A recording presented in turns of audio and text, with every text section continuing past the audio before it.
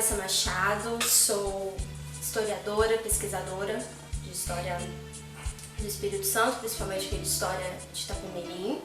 Sou mestre em História pela UFES, sou professora de História da Rede Municipal de Marataízes e atualmente faço parte do laboratório História, Poder e Linguagens da Universidade Federal do Espírito Santo, coordenado pela professora Adriana Pereira Campos. Fui convidada para falar sobre o Barão de Itapemirim e ele é um personagem que desperta muitas contradições e que apresenta muitas histórias que divergem, né? Histórias oficiais e outros relatos sobre ele que acabam divergindo sobre quem realmente ele era, o que realmente ele fazia, posições que ele realmente tomava.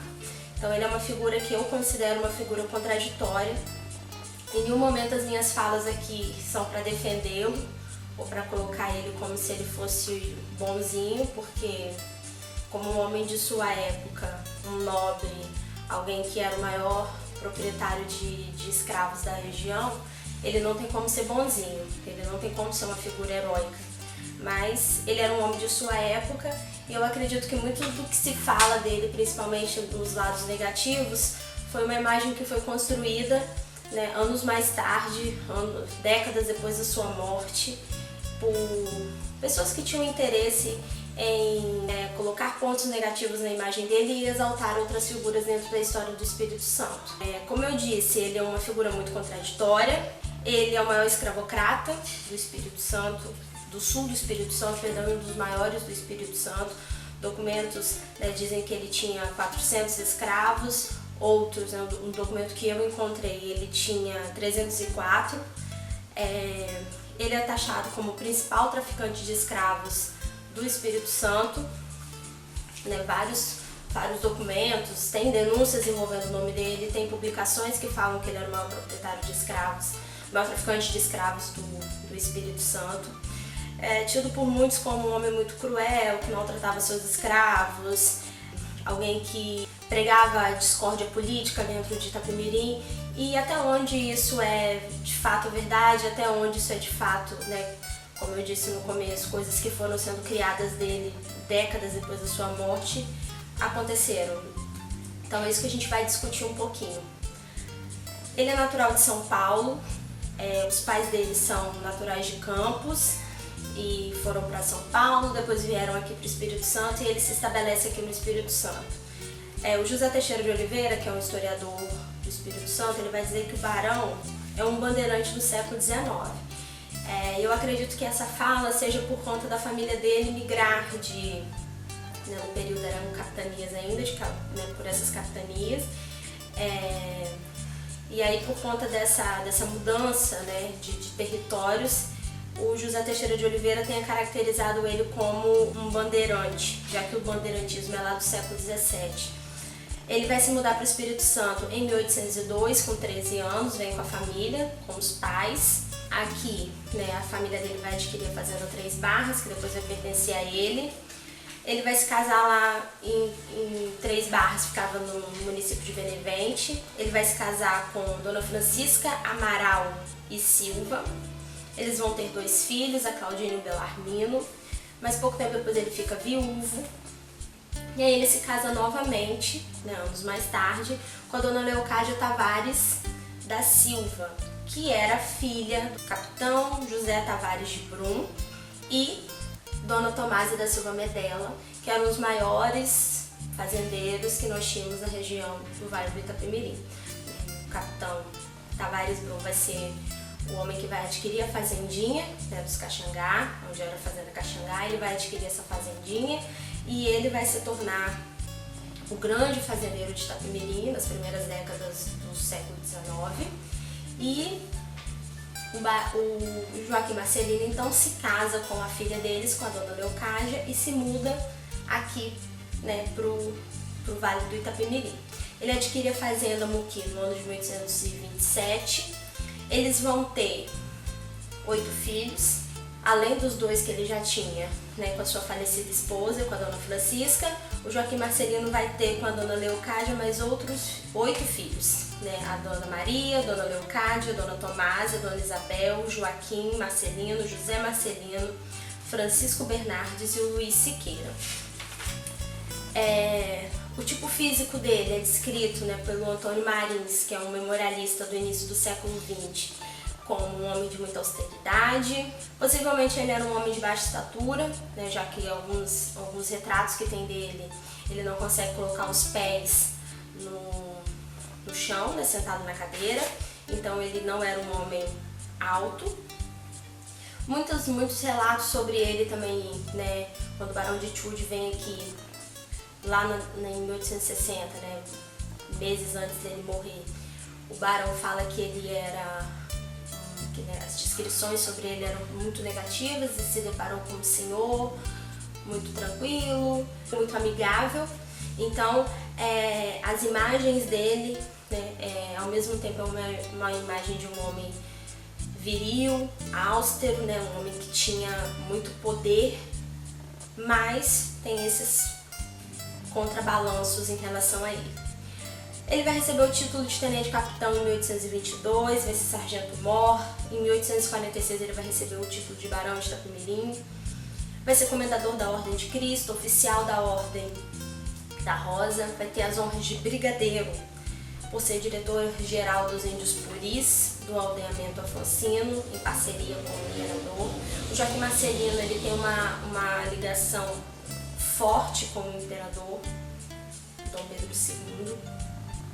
Eles tinham, né, uma relação bem próxima. As propriedades do barão, né, no livro do Antônio Marins, ele cita algumas fazendas, além da fazenda Muqui. Ele era o dono da fazendinha e da fazenda Queimada, que segundo Marins eram anexas e ficavam na Barra de Itapemirim. Fazenda do Ouvidor, Morro Grande, Bananal, Fruteira do Norte. A fazenda Muqui, ele vai adquirir, como eu disse, lá, né, em 1827, vai ser a sua principal fazenda.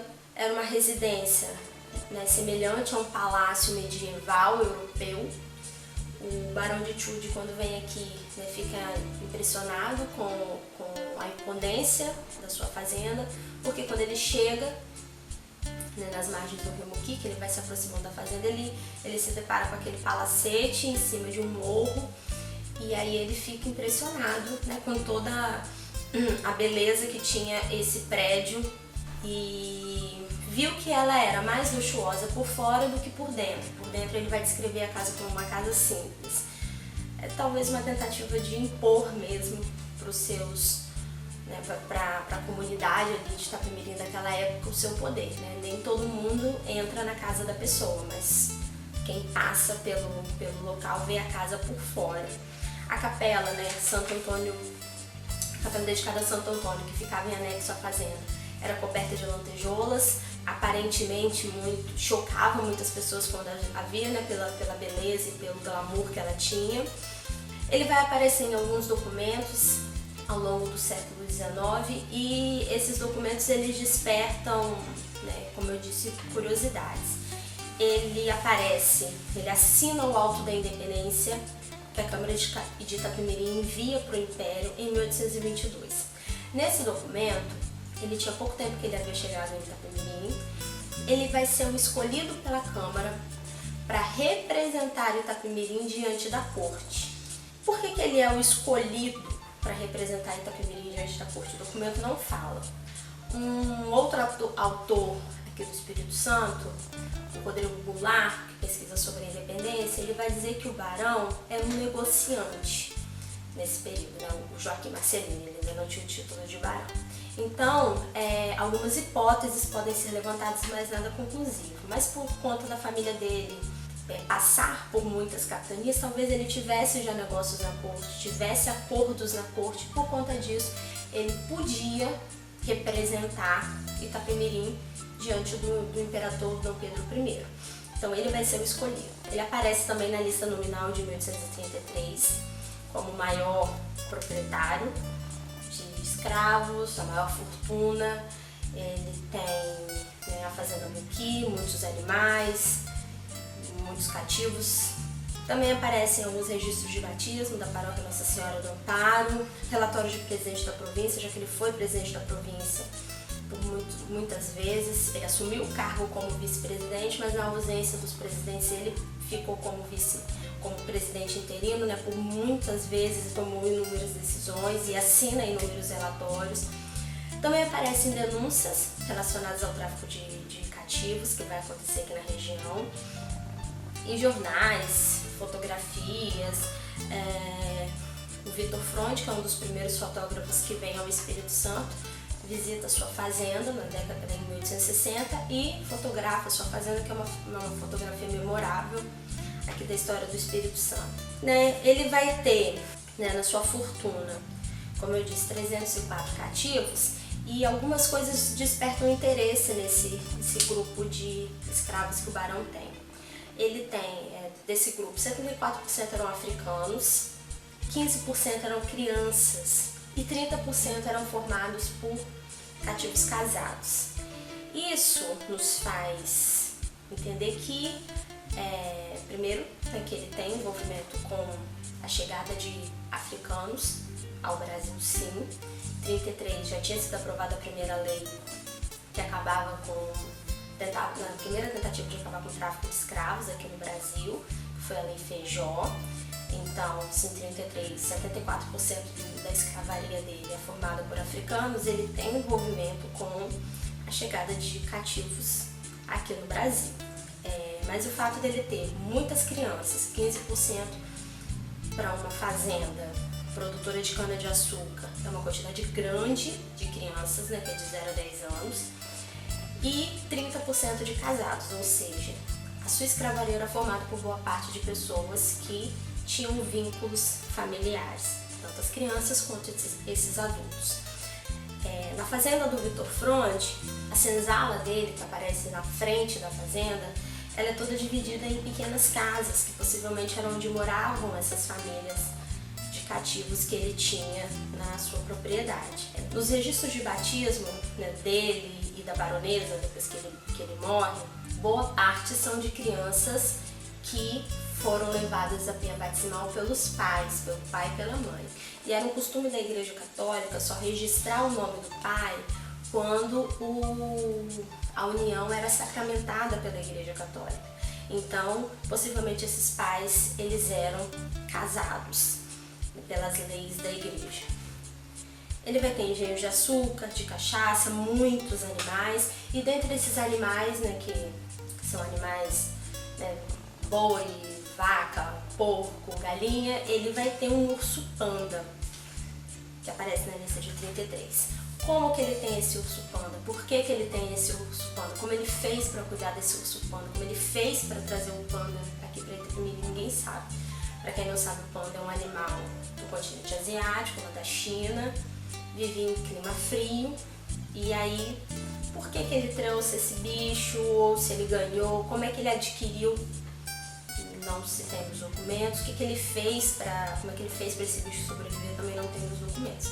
Mas em 1933 ele tinha um ursinho panda. Hospedou algumas pessoas importantes. Vitor Fronde, o Barão de Tchudi, quando vem aqui na década de 1860. Sobre o Barão de Tchudi, quando o Barão está em Vitória, ele precisava ir para Itapemirim, cumprir a sua agenda, e não tinha cavalos em Vitória para ceder para o Tchudi vir para Itapemirim. Então o Barão envia cavalos para poder vir para cá. Isso pra gente hoje parece absurdo, mas no período ter cavalos, ter bestas de moares, ter bois, era um sinônimo de extrema riqueza, porque não eram todos os proprietários que tinham esses animais. Eram animais caros, então ele envia. Em Vitória não tinham cavalos disponíveis para se emprestar para o barão, ou seja, os grandes ricos de Vitória não tinham os animais que podiam ser emprestados. O barão é que empresta. Então são curiosidades sobre ele, Ele patrocina em 1860, junto com o João Nepomuceno Gomes Bittencourt, que era o seu rival político aqui em Itapemirim.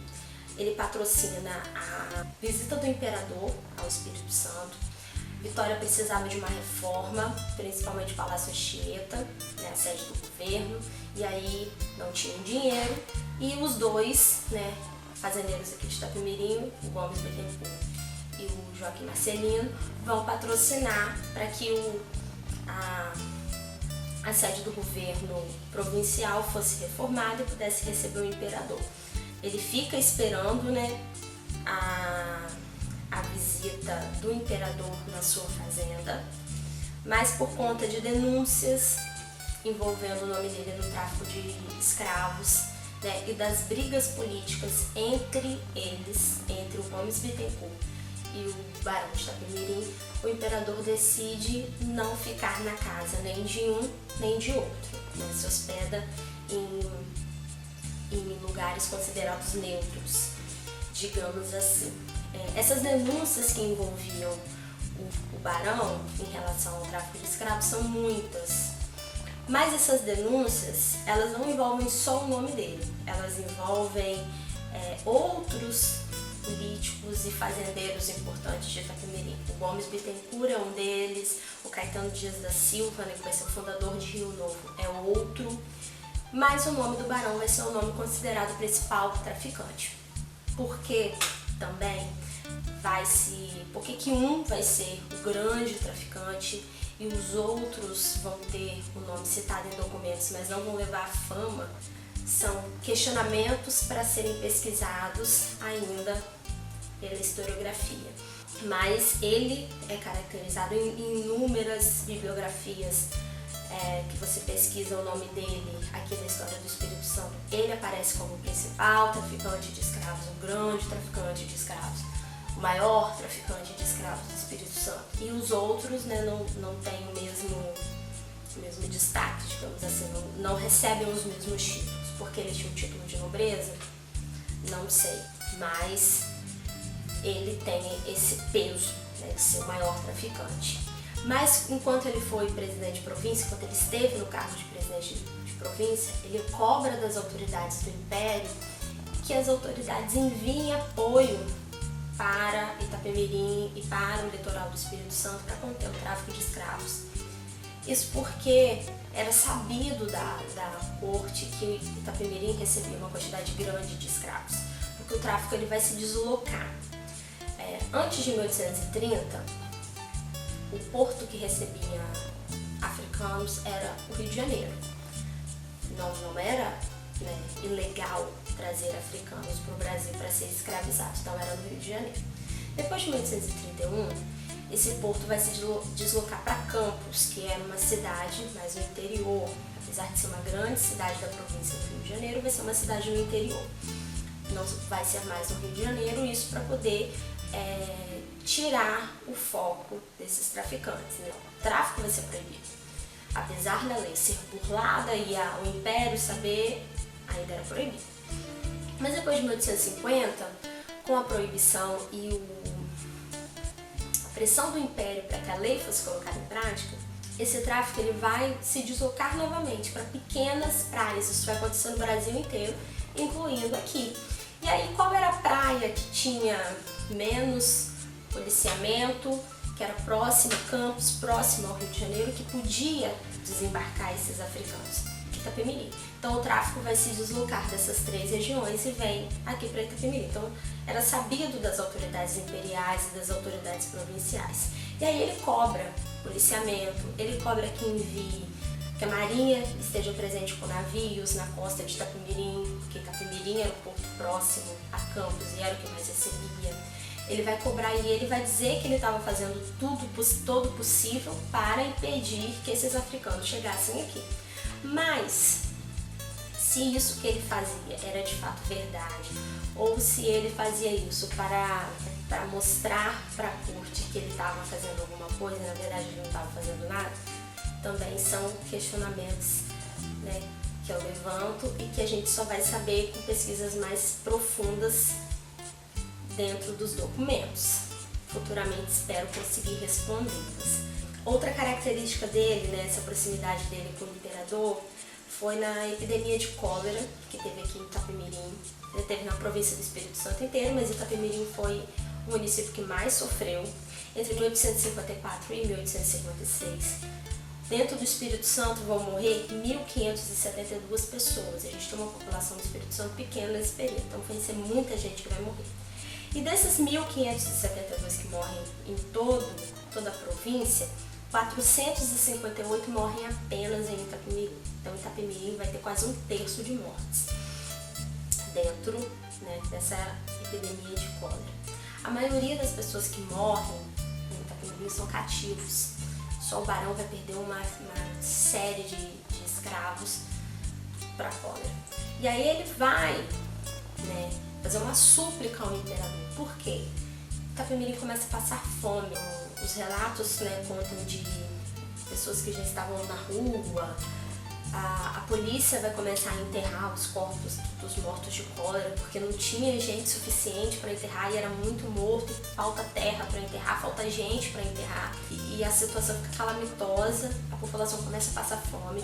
E aí o barão escreve para o imperador e pede ao imperador que mande alguma ajuda, porque a população passava fome. E aí o imperador manda comida da própria despensa imperial para abastecer Itapemirim. Então isso mostra a proximidade entre os dois. O barão vai morrer em 1860 com mais de 70 anos, então já é um senhor idoso. Lembrando que no século XIX, uma pessoa viver mais de 60, 70 anos era considerado um idoso bem velhinho. A gente sabe que hoje as condições de saúde melhoraram e uma pessoa de 70 anos é jovem, mas naquele período não era. E ele é um homem que vai, né, carregando, ele tem uma bagagem muito grande.